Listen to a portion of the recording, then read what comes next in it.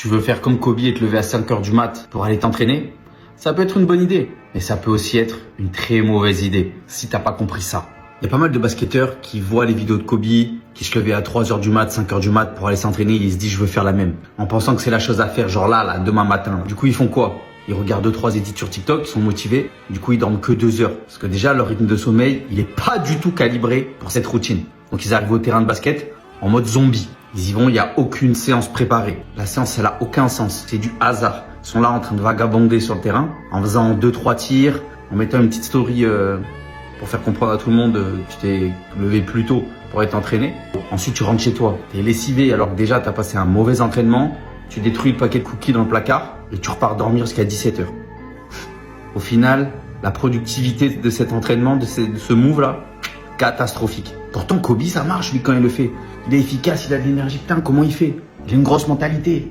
Alors oui, il a une grosse mentalité, mais la réalité, c'est que Kobe, il s'est pas levé tôt du jour au lendemain pour aller s'entraîner.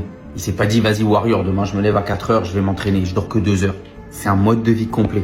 Son rythme est calibré pour ça. Son sommeil est structuré. Son corps, il est adapté à cette charge de travail de plusieurs entraînements par jour avec un entraînement très tôt le matin.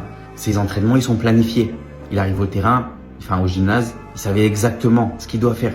Son environnement, il était optimisé. C'était pas du chaos et il vivait pas dans le chaos. C'était un système cohérent. Kobe, il avait une grosse discipline, aucune distraction. Et en vrai, quand ton environnement est vraiment carré, c'est pas surhumain de s'entraîner plusieurs fois par jour et de se lever très tôt pour être entraîné.